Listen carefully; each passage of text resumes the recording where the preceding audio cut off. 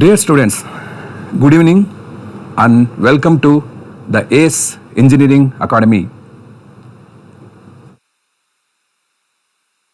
We have seen what is the preparation strategy for digital electronics for both GATE examination as well engineering services examination. Now it's time to see some of the important concepts and how to apply those concepts in order to solve the problems.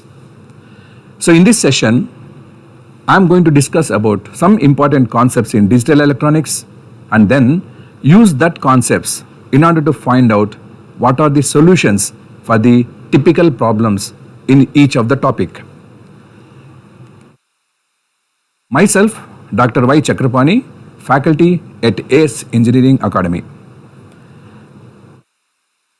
To remind you, the syllabus what I have given and the important topics for both GATE and ESE are these things. Starting from 2's complement representation up to combinational circuits. Also, in my presentation earlier one, I have given from the sequential circuits up to semiconductor memories is going to be a very important topic. These are the 8 topics from which most of the questions will come. One additional thing for your instrumentation students is logic families. Okay, that also I will show how to solve one problem based on that. Okay, fine. In these particular topics, what are the important concepts and how to solve a typical problem? So at the time of solving the problem itself, I will tell you the concept of that also. So get ready and we are going to travel into the discussion of the problems in digital electronics.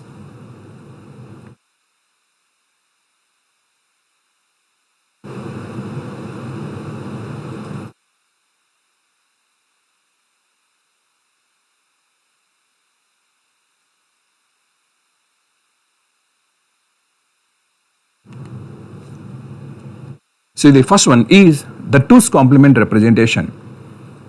We know that the signed numbers can be represented in 3 forms: sign magnitude form, 1's complement form and 2's complement form. The more prominent one is the 2's complement form. So in this, the range of numbers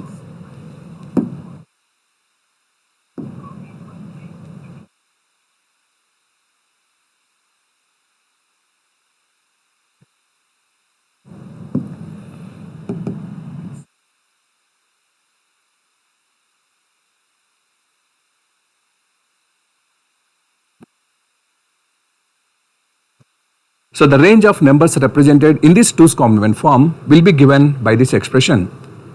And then what is the decimal value of a 2's complement number?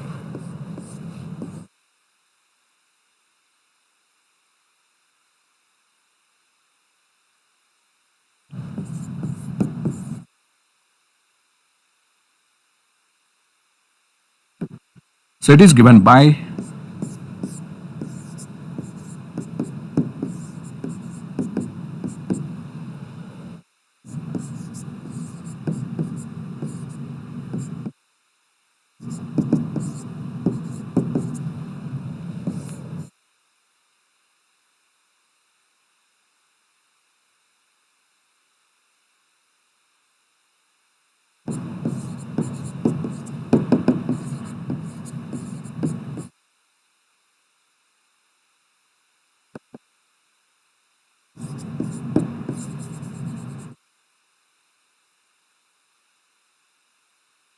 So if an-1 to a0, if it is a given 2's complement number, how to find out its decimal value is we have to use this formula.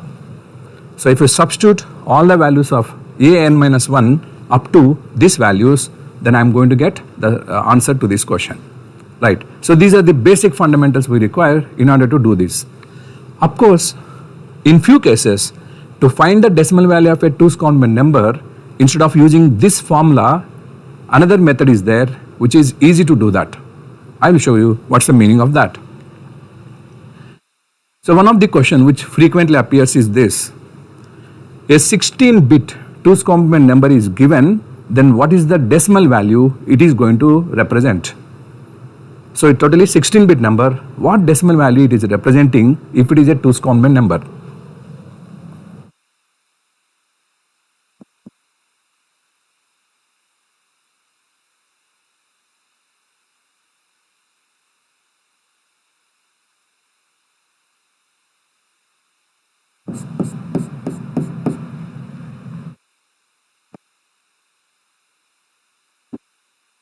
So easy way to find out that is, instead of using the previous formula, we go for the shortcut method. What we do is, as MSB bit is 1, we take that this number is negative. And then to find out the magnitude, we are going to take its 2's complement again. You know the shortcut method to find the 2's complement? Starting from right side until the first one we copy, and then remaining all the bits we will complement.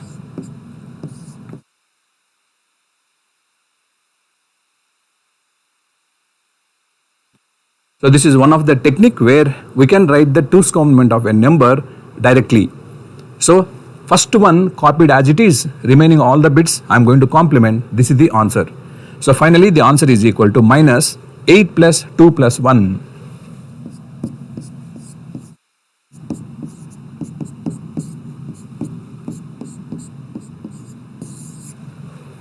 So the answer to this question is minus 11. So if you want to find out the decimal value of a 2's complement number, one of the method is use this formula. Second method is you can go by this procedure. Put a negative sign and then take the 2's complement of the number, then you will come to know what is its decimal value. So let us go to another problem here. Right. Look at this. There are two numbers given, x and y. Both of them are signed 2's complement numbers. X is having 5 bits, y is also having 5 bits. So what he is asking is, find the sum of x and y such that the result contains 6 bits. The result contains 6 bits. In unsigned number, it's very easy to extend the sign of the number.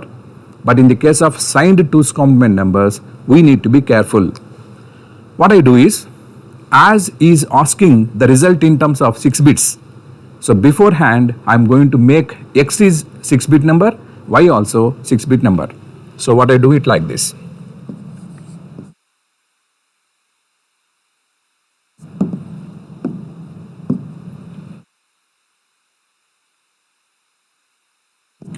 So x is given as 0 1110.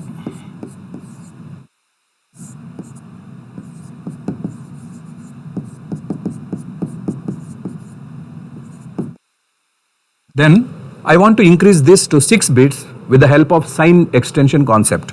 So that is going to become equal to 0 0 1110. 0. So it is a 6-bit number. Similarly, y value is given as 11001. So here itself I am going to make it as a 6-bit number with the help of sign bit extension. Remember, as MSB is 1, it represents a negative number. So that 1 you can extend it towards left side without changing the value. That is called sign extension property. So y is going to become equal to 111001. That's it. Now we have to perform what is x plus y. So this is going to be 1 1 1. 1 plus 1 1 0. 1 plus 1 1 0. 1 plus 1 1 0. And this one is discarded. I want the answer in terms of 6 bits. That's the reason the 7th bit is going to be discarded. Because in my hardware, the register can store only 6 bits result. So that is the final answer. So x plus y is equal to this. That is nothing but x plus y is going to equal to 7.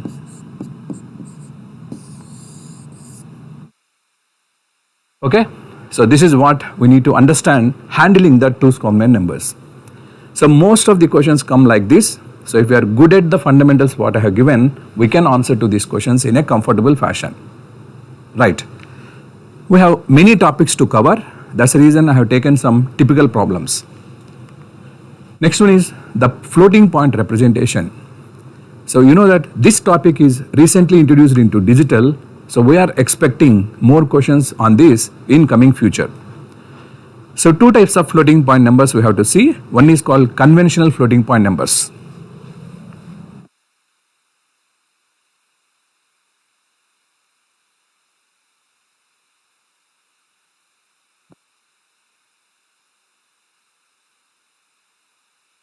What is the feature of this conventional floating point numbers is two things we need to remember. What type of normalization it will follow, what is the decimal value of this floating point number.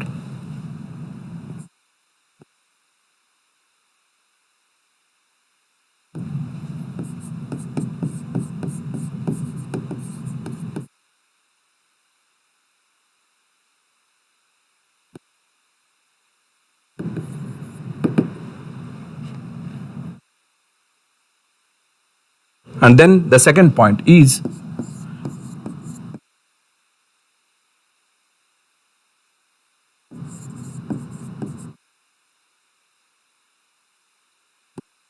the decimal value of a conventional floating point number is equal to this.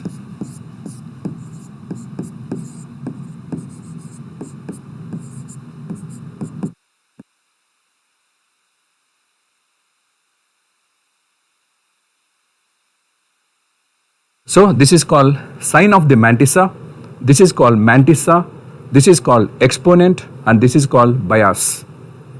And here the bias value will be equal to 2 power k minus 1. When necessary, I will tell you that. Similarly, the another type of one is there IEEE 754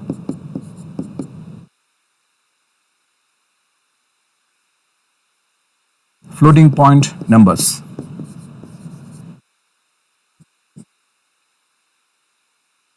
So what is the feature of this one? Let me tell you. It has implicit normalization, and what is the formula for its decimal value?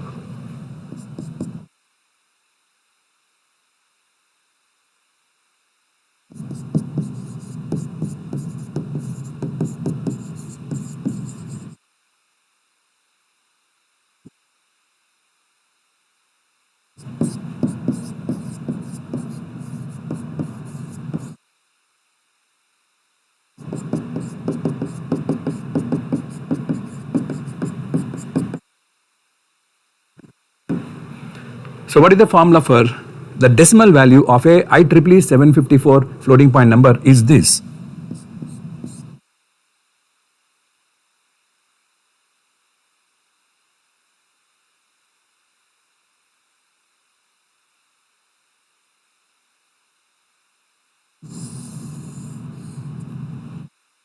So this is the formula, minus 1 to the power of s into 1.m into 2 to the power of e minus 127, where s stands for sign of the mantissa, m stands for mantissa, capital E is biased exponent, and this 127 is the bias for single precision. Okay, I am talking only about single precision, right? So these two things we need to remember. So if a problem is given, observe, is it a conventional floating point number or is it a IEEE 754 floating point number? Based on that, we need to solve it. So based on this criteria, let me take this problem here. Look at this. He is asking, find this. So I want to find R3 is equal to R1 by R2. R1 is a floating point number. It is given as this. R2 is a floating point number given as this. Take the ratio of R1 and R2. I get some decimal value. Represent the decimal value in the form of R3. So which is the right option for this? First thing you have to understand, what is the meaning of 0x? So if you are having x here, it indicates hexadecimal number. It is hexadecimal numbers. So R1 is having 8 hexadecimal digits. That means it's a 32-bit number. R2 is also having 8 hexadecimal digits, meaning 8 into 4, it is a 32-bit number. So find out its decimal value, substitute into this, find out the R3. Whatever result you get it, again we represent that in terms of IEEE 754 format, because he has told that these numbers are IEEE 754 single precision floating point numbers. So let's do it one by one. So first one, R1, 422 5 zeros.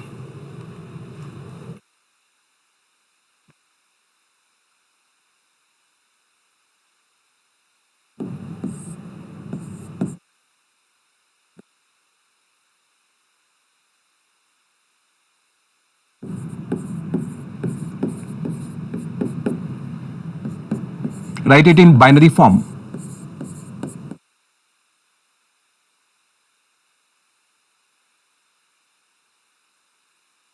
1, 2, 3, 4, 5, 6, 7, 8.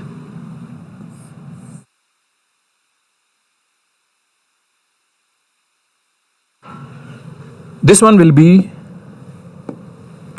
divided into 1 plus 8 plus 23 bits. 1 bit,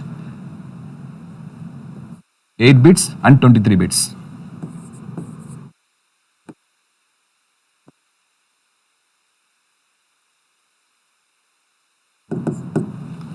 So this bit indicates sign of the mantissa. 8 bits indicate the biased exponent and 23 bits indicate what is the mantissa. Okay, right. Let's do this in this fashion. So this is nothing but S, this is nothing but capital E, this is nothing but M. So given S is equal to 0, capital E equal to 100000100, that is equal to 128 plus 4, 132 decimal. And then the mantissa is given as this one. All these zeros I can neglect it. We don't require because the mantissa is sign magnitude fraction. That's the reason whichever is required for me, I will take those things. And remaining bits you can neglect it. That's it. Now I'm going to find out the decimal value. The formula for this is minus 1 to the power of S into 1.m into 2 to the power of E minus 127. This one is called hidden bit. This one is called hidden bit. So I know S value, I know M value, I know biased exponent value. Take them, substitute into this. This is going to become minus 1 to the power of S value 0 into 1.m010 multiplied by 2 to the power of E equal to 132 minus 127. That's it. So this is going to become plus 1.010 in terms of decimal is going to become 1.25 multiplied by 2 power 5. So this is going to be plus 1.25 into 32, that is equal to plus 40. Okay, so whatever this IEEE 754 single precision floating point number is given, for that I find out the decimal value. It is equal to 40. In the similar fashion, we need to find what is the decimal value shown by this C1250.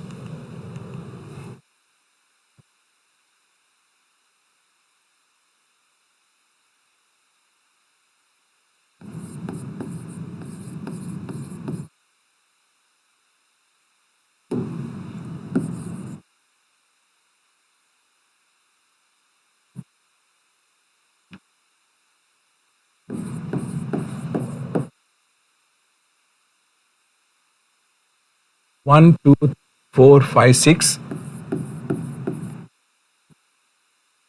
Right. So this, put it in a box.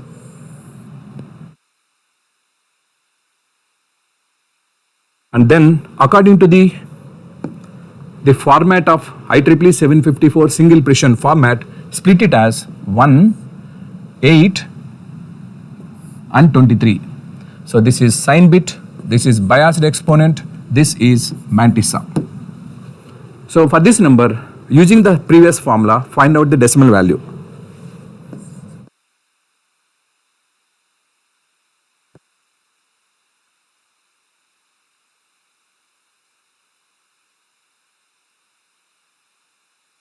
(128 plus 2, 130 decimal). And then mantissa is 0, 1. That's it. So this is the thing information. So now we know how to find the decimal value.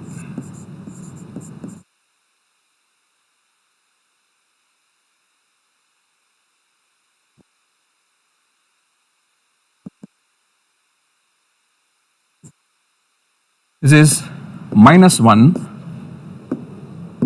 whole to the power of s into 1 point m into 2 to the power of capital E minus 127. So s value, E value, m value, take them and substitute into this. So it is going to come as minus 1 to the power of 1, 1.01, 2 to the power of 130 minus 127. So this is going to be minus 1.01 binary into 2 power 3. So this is equal to, convert this into decimal, it becomes 1.25 multiplied by 2 power 3, 8. That means it is equal to minus 10. So with this procedure I have found R2 value is equal to minus 10. Previously you have seen R1 value is equal to 40. That is, okay, right, quickly. Now take the ratio. R3 is R1 by R2.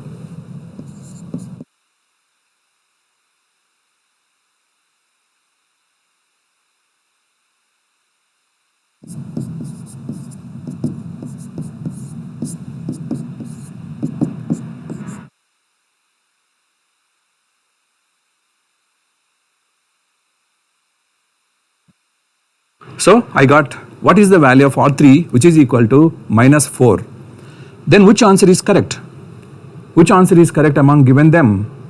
Look at that, whatever that minus 4 I got it, I should represent in this particular fashion. So I should represent minus 4 in the form of your IEEE 754 floating point number. Yeah, so I'll do it like this.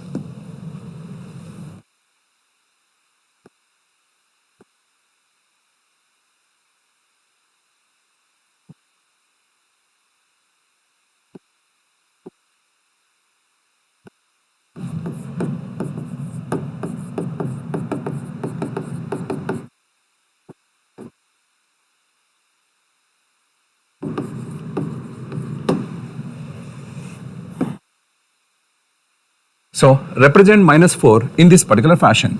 So we are going to write minus 4 is equal to minus 100. Okay, it is in binary form. This is decimal. You know that how to write it in any floating point number is, first you have to normalize it. So after normalization, find out all the necessary data. So this I am going to normalize.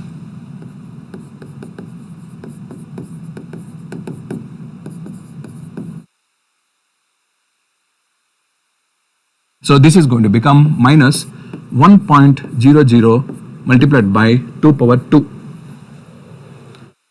Okay, so you know that this is called hidden bit, this is called mantissa, and this is called true exponent.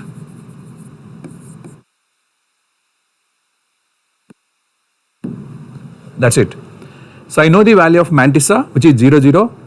I know what is the sign, which is nothing but sign bit is equal to 1 because it's a negative number, and then the true exponent is 2. The true exponent should be converted into biased exponent.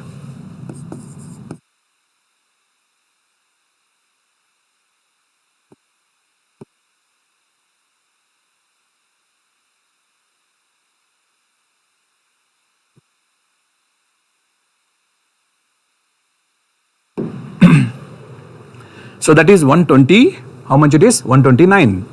Write this in the form of binary using 8 bits, okay, because for biased exponent I am having totally 8 bits in the format. That's the reason we write this as 10000001. So now I have to take these values of sign, exponent, and this mantissa. Where is it? Mantissa. Take all of them, put it into the standard format.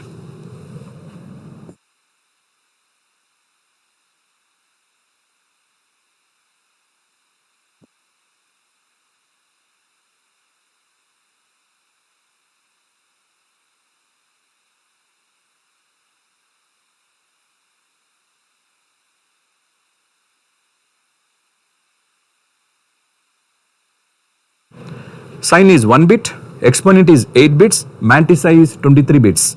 So let us put it. So sign bit is 1. Next one. The exponent is, just now I found. And then mantissa is, it is zeros. How many? 23 zeros.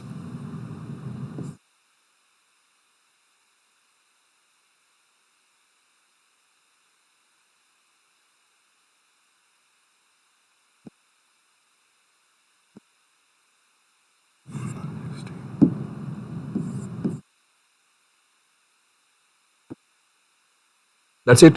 So now I have substituted the value of SEM into this. So now convert this into hexadecimal. Usually I start from right side to left side and convert it into the hexadecimal value.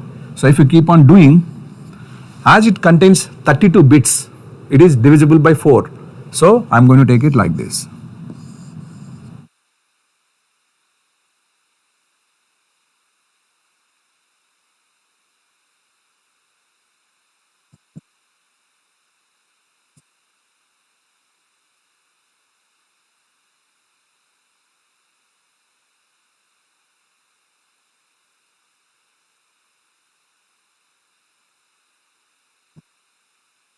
So the answer to this question finally is, it is C08000000H.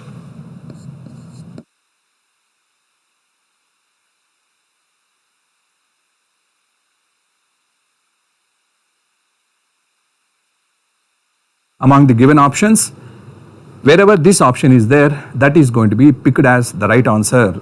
Okay, let's show the answer here. This. So answer is this. So in that manner, whenever you are coming with the floating point numbers, in this manner, we need to answer to them. Okay. So it is a little lengthy one, but if you have practice, I can do this very quickly. Okay, right. So another problem on floating point numbers, let's do this quickly. This is the format of a floating point number. It is having 9 plus of 5 plus 1, okay, totally 16-bit number. 9 bits for mantissa and 9 to 14, that is 6 bits for exponent, 1 bit for sign. As he has given here, value of the floating point number is given by this. This is the expression, provided the exponent E is not equal to 111111. That means when E is not equal to 63,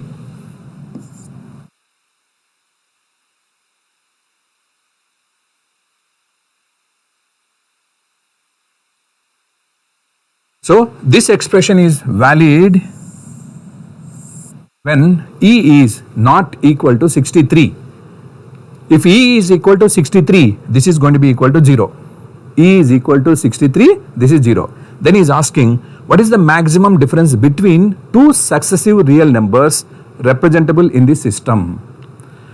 The answer is to this is, the maximum numbers will come only when small e is going to assume maximum value. You know that it is a 6-bit number. It is a 6-bit number. So according to the restrictions given, what is the maximum value it can take it up? So that value should be equal to 62. Why? Because if it is 63, this equation is not valid. So that means the possible maximum value for small e is 62 only.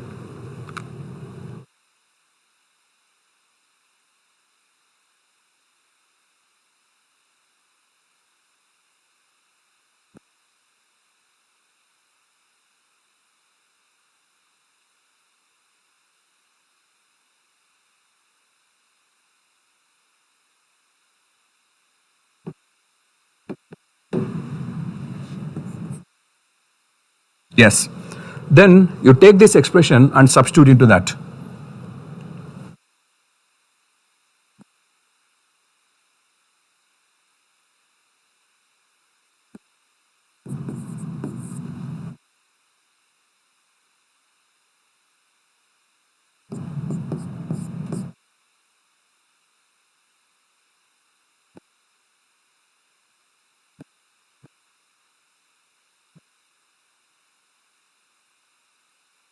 So this is the maximum value possible. Let's go to this quickly.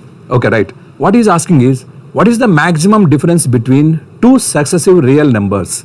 For that, what I do is, here I am going to take m and its higher number is m plus 1.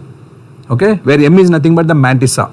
So m is the one number, the next higher number is m plus 1. So get the difference between the two, then I am going to get the answer.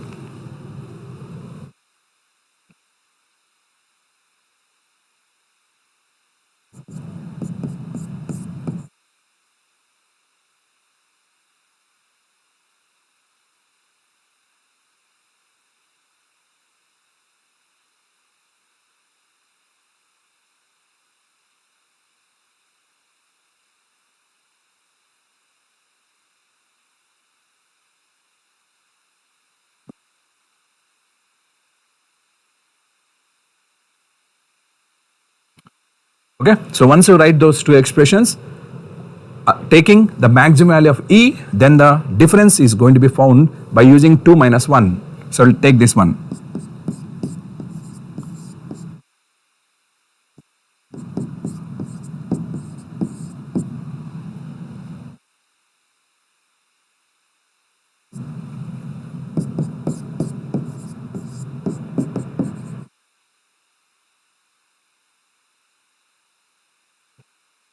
Yeah, you can see clearly now what is going to happen is the difference value is going to become m plus 1 m. So if you take it up, it is going to become 1 into 2 power minus 9.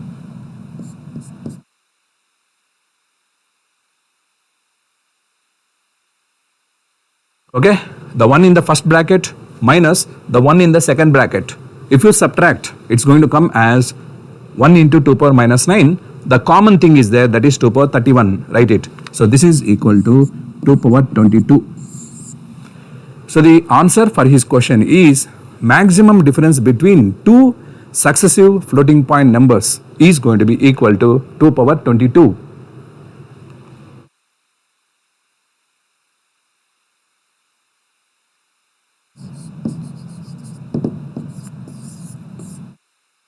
Yeah, okay. I think in that manner we need to handle to this one here. So nowadays more and more questions are coming on floating point numbers. So you must practice it, how to write those values in a comfortable way. Once you write it number of times, answering to such type of problem will become very simple. Right. Leaving these floating point numbers, now let me go ahead to the next one, that is nothing but logic gates. Most of the problems on logic gates will be simple, but sometimes we'll commit mistakes if you are in a hurry. So I have taken few typical problems and based on the simple fundamentals of logic gates, we solve it. Fine. He is asking which one of the following relations is not a valid identity. So he has given totally 4 expressions. He is asking what is the not a valid one, that is invalid one. Okay.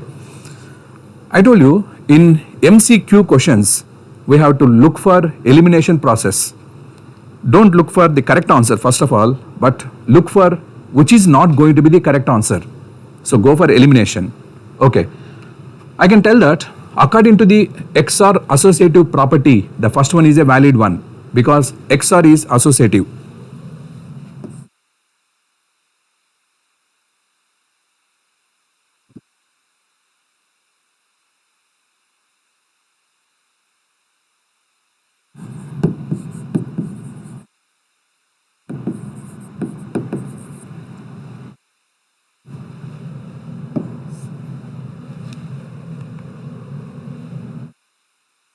So that means it's a correct answer.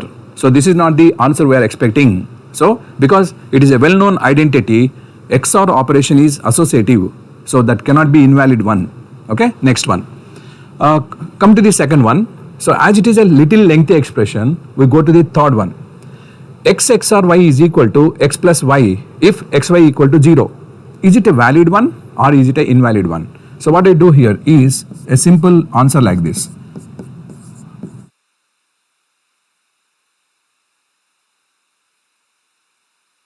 We know that XOR gate is equal to complement of XNOR gate. So that means it can be written as xy plus x bar y bar whole bar. So I am writing x exclusive nor y with this corresponding expression. Okay, it is given that xy is equal to 0.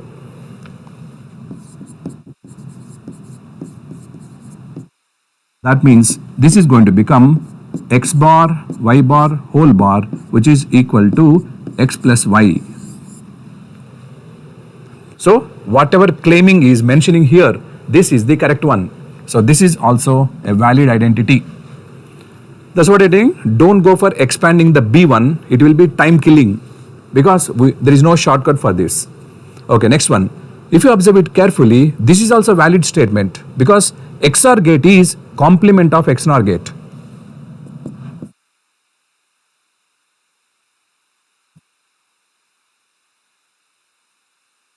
So A, C and D, they are valid ones. So obviously the B is the right answer to this. It is invalid one. Okay, so in that manner, in an appropriate manner, you choose the options, evaluate it and then find to the correct answer. Of course, if you expand it, then it takes a lot of time to know the solution. So if you want to save the time, first you find that A, C, D, they are valid ones, they are very simple. Once you know that, automatically B will be an invalid one, right? Okay.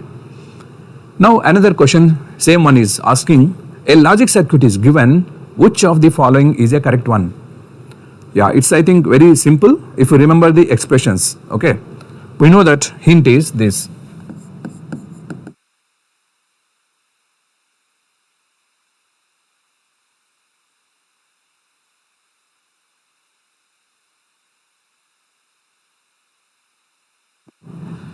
So we learn it at the time of discussion. For any XOR gate, if one input is complemented, then this is going to become A XNOR B. That is, the middle operation is going to change. In a similar fashion, for XNOR operation, if one of the variable is complemented, XNOR changes to exclusive OR. This is A exclusive OR B.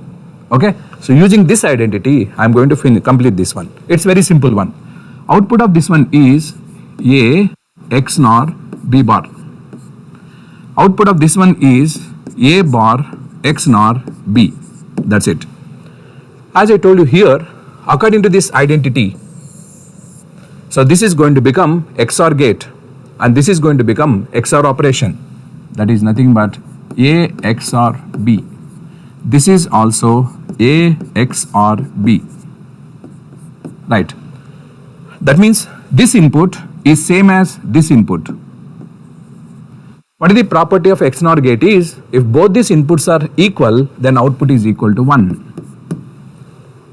Okay, so the first input is A XOR B, second input also A XOR B, so both inputs are same, XNOR gate output becomes 1. So the correct answer is B. Correct answer is B, okay. That's what, if you are good at fundamentals, this type of problems, you can easily do this. But I have been telling, the students are losing the marks in digital electronics because of lot of mistakes. Why the mistakes happen is, they know the concepts, but they don't have enough practice.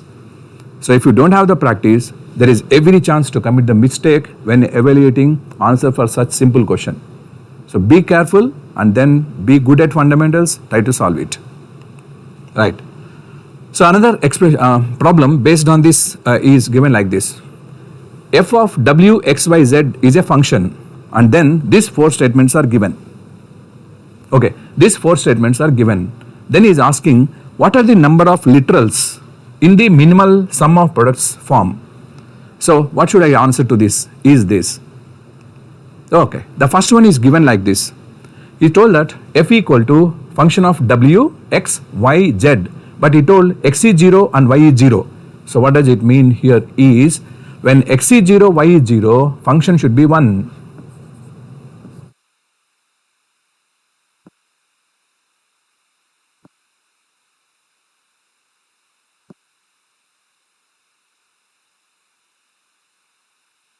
That is, F is equal to X bar multiplied by Y bar. So we are going to have one term in this one which is equal to X bar Y bar, which contains two literals. Next, Look at the second and third equation. So if it is little tricky, I need to compare it here. So this expression is Wz, okay? But in this expression, as W value is equal to 1, Wz has become 1z, 1 into z. This is 1 into z. So that means the term Wz is already present. So from here you can tell that F is going to have one term called Wz. Similarly, here X is there, here Y is there. So here Y value is 1, here X value is 1. That means this is nothing but X into 1, this is nothing but 1 into Y. So that means it is going to have another term that is called XY. That's it. So from these three expressions, we can evaluate that the F is going to have three product terms.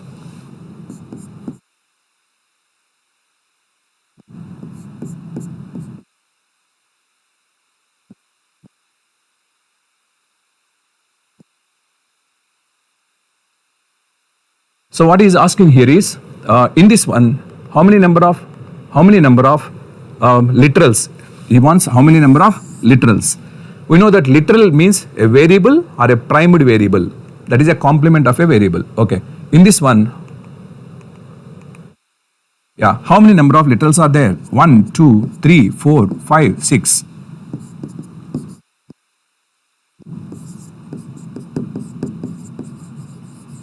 Yeah, that's it. So this is how we can handle this situation, right?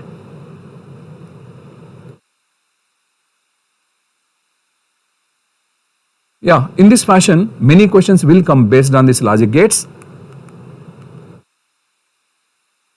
If time permits, I will tell you about that. But as of now, let's go to the combinational circuit.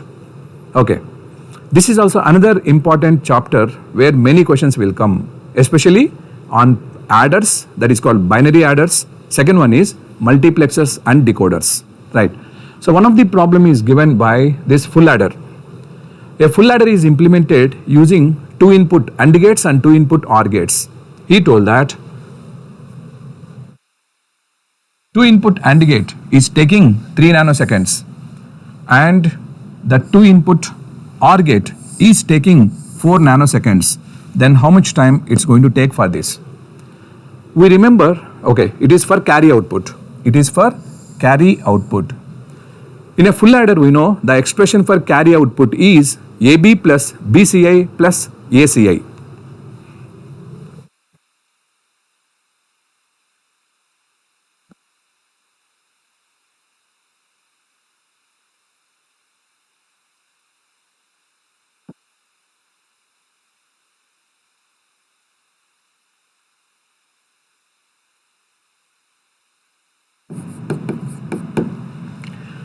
So usually what we require is 3 2 input AND gates and then we require 1 3 input OR gate. So 2 input AND gates 3 and 1 3 input OR gate. But if you look at the description, he did not give the 3 input OR gate, he has given only 2 input OR gate. He has given only 2 input OR gate. So this should be implemented in 2 steps. First perform this addition, then perform this addition. So its implementation is like this.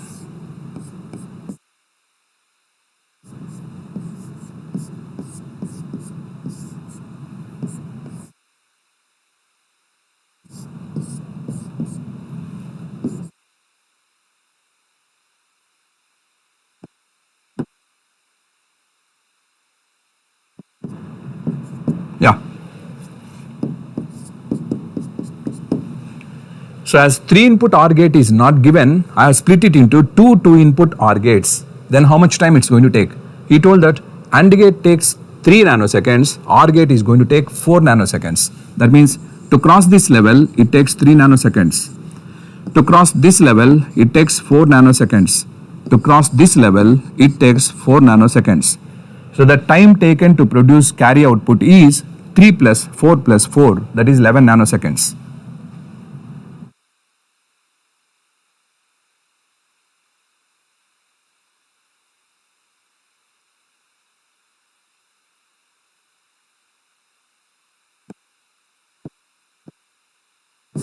Yeah, that's it. So this is how we need to handle this. That's what I'm saying. Suppose if we implement it with a 3 input OR gate, I'm going to get the answer wrongly. That is going to come 3 plus 4, answer is 7 nanoseconds. But you have to read the question carefully. What is the intricacies of that? We need to understand it like this. Okay. So 3 input OR gate is not given. So express it in terms of 2 input OR gates. Right. Next one is this. The inputs are given as 1100. And here the inputs are given as 0100. And also the Z is equal to 1. Okay. In this one, the X values are given, Y values are given, Z equal to 1. And remember that initially all the values are cleared. This is very important statement. It is very important statement. Okay. So initially all these values in this particular parallel binary adder, they are zeros. Then he is asking if XOR gate, AND gate and OR gate takes this much of time. XOR takes 20 nanoseconds, AND gate takes 15 nanoseconds, OR gate takes 10 nanoseconds. In that case, how much time it takes to stabilize the output for this input? Okay, that's it. So here people generally commit mistake. What they do is, we will calculate what is the time taken for the sum and carry, and using that I am going to find out what is the answer. But don't do that, because the reason is this. Yeah, to make you understand, I have taken that 4-bit parallel binary adder. First flip-flop, second, third, fourth. He told that initially all the values are cleared. Look at this, I have highlighted here. He has given all the values are cleared. Inputs are zeros, outputs are zeros, intermediate values are also zeros.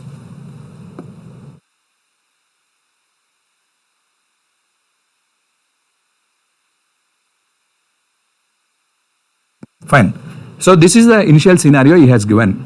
After clearing all the values, he is telling that he is giving the X input, which is 0100, Y input, which is 1100, how much time it takes to stabilize the output. Okay, now let me go to the next slide. Yeah, here I have given.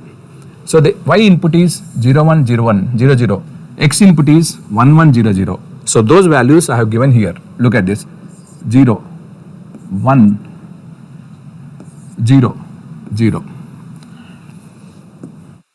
And then the values of X are 1, 1, 0, 0. And Z is also equal to 1. Z naught is equal to 1. So these are the inputs given, how it is going to process. Look at this. Because of Z naught equal to 1, S naught becomes 1 after 20 nanoseconds. But we have to find what's the maximum time required for settling. That's the reason we have to evaluate here. We know that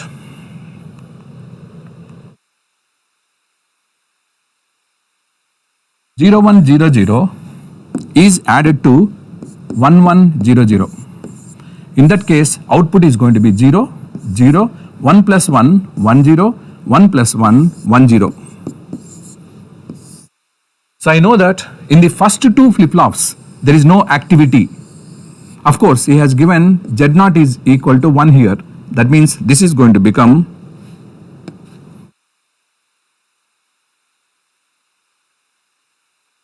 right. 0 plus 1, it is 1. It is going to take 20 nanoseconds. But here there is no activity. But activity is majorly happening in these 2 bits. So carry is coming from here to here and carry is coming out from here to here. 1 plus 1, 1 0. 1 plus 1, 1 0.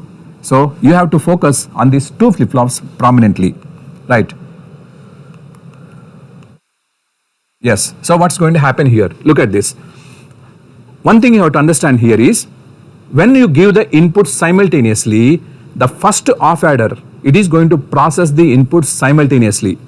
So this is, and this one and this one. So all these off adders, they are going to process it simultaneously. That's the reason 0 XOR with 1, this becomes 1 after 20 nanoseconds. 1 XOR with 1, it remains as 0. Initially it is 0, it remains as 0. This is also 0, that is also 0. Okay, right. Now what's going to happen is, you have to calculate here, this one goes through OR gate and Z3 is going to become 1. Z3 is 1. How much time it takes for this is 25 nanoseconds. 15 for AND gate, 10 for OR gate, totally 25 nanoseconds. Next. So this inputs, if you look at, this is coming at 20 nanoseconds. This input is coming at 25 nanoseconds. That means maximum value is 25. Then it passes through this OR gate. 25 plus 15, it is 40 nanoseconds.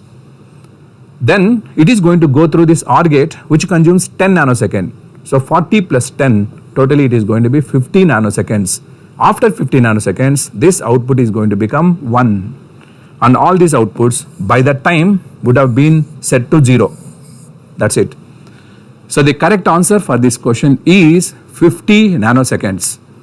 So if you go by traditionally with formula, we are going to get wrong answer. I remind you what is the hint here. The hint is whenever full adder is implemented like this, the off adders of first off adders of all the full adders, they will process it simultaneously. The second off adder, it cannot process it because it has to wait for Z1. It has to wait for Z1. This off adder, it has to wait for Z2. This off adder, this has to wait for Z3. So this is going to come to the act only afterwards. But first off adders, they will process it simultaneously. Okay, so this is the answer, and finally the answer equal to 50 nanoseconds. For such problems, whenever he says that initially all the values are reset to 0, you have to be very careful. Okay, because when all the values are cleared to 0, so depending on the input, the steady state output time is going to change. Only by analysis we can take it. Suppose if this sentence is not given, then you can analyze it in a normal fashion. But if this sentence is given, you have to do that in a systematic way. What I have done it like this. First one, all the values are cleared. Second one, give the values and see how the things are going to take place. Okay, fine. So the next one is this. Probably one last one quickly. So a 3-bit multiplicand is multiplied by 2-bit multiplier. Find the minimum number of XOR gates, AND gates and OR gates are required. So for this multiplier, what are the number of logic gates we require? So step 1.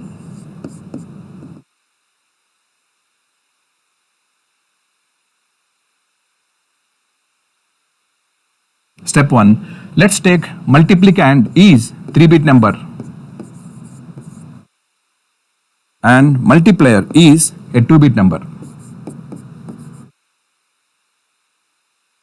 Fine. So how do you multiply this? We know pretty well. First we start with LSB bit of the multiplier. It is going to come as A0 into B2, A0 into B1, A0 into B0.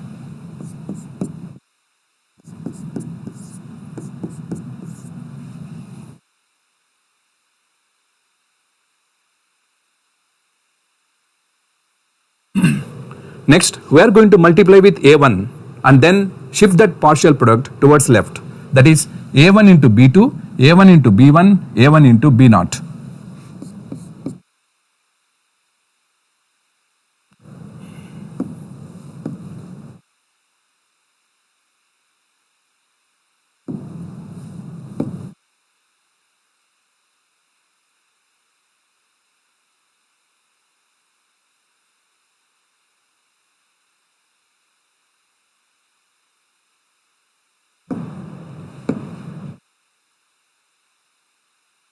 We know that 3-bit number multiplied by 2-bit number, my product will contain 5 bits, Y4 to Y0. So how do you get them? Let me show it here. This one is going to come as Y0. A0, B0, which comes from the AND gate output, it is going to be Y0. Like that, remaining 4 output bits we have to find. For performing this addition, we require one off adder.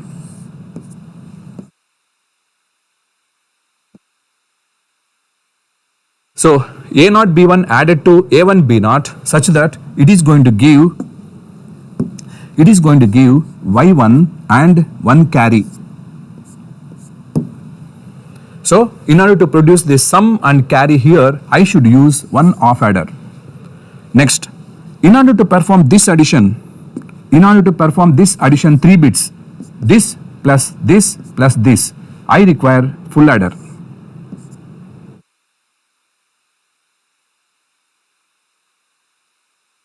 So I require one full adder. Then after completing this full adder, I get here y2 plus here I am going to get c2. Carry will come to the next stage. Again, to perform this addition, use one off adder. That's it. Okay, one off adder such that it is going to give y3 and y4. Conclusion.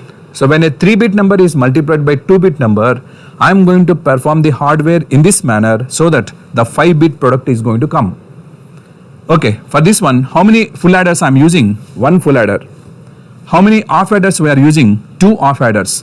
And how many AND gates we are using? 1, 2, 3, 4, 5, 6. So this requires